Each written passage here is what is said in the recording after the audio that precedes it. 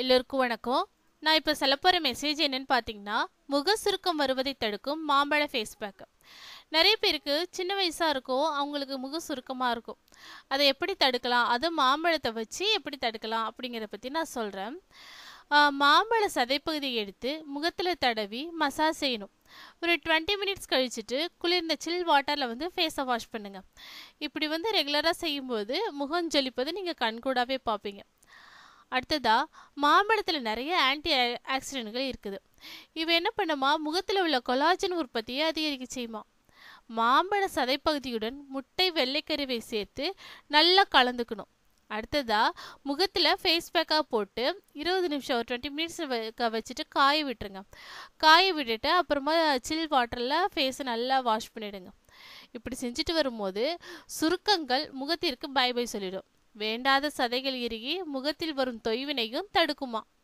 முகத்திலேயும் மூக்கிலையும் கரும்புள்ளிகள் இருந்துச்சுன்னா நன்றாக காய வைத்த மாம்பழத்தோலை எடுத்துக்கிட்டு அது நல்லா பொடி செஞ்சுங்க. அதோட தேன் சேர்த்து கலந்து முகத்தில் நல்லா ஸ்க்ரப் பண்ணிடுங்க. ஒரு வாரம் தொடர்ந்து இப்படி செஞ்சுட்டே வந்தீங்கன்னா கரும்புள்ளிகள் இருந்த இடம் தெரியாமல் போயிடுமா. அடுத்ததா, மாம்பழத்தோலுனை பொடி செஞ்சுக்கங்க. அதோட பால் பவுடரை கலந்து பேஸ்ட் போல் ஆக்கிங்க. இதையும் ஃபேஸில் அப்ளை பண்ணிவிட்டு காய்ந்ததும் நல்லா சில் வாட்டரில் கழுவிடுங்க.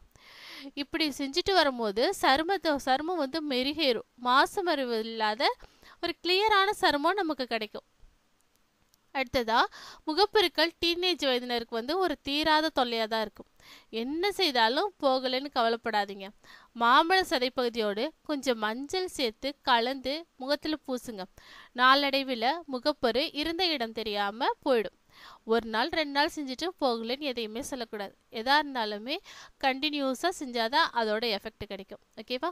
இந்த மெசேஜ் உங்களுக்கு ரொம்ப யூஸ்ஃபுல்லாக இருக்குது நம்புகிறேன். பிடிச்சிருந்தா லைக் பண்ணுங்கள், ஷேர் பண்ணுங்கள். மறக்காமல் கீழே உள்ள சப்ஸ்கிரைப் பட்டனை சப்ஸ்கிரைப் பண்ணுங்கள். தேங்க்யூ.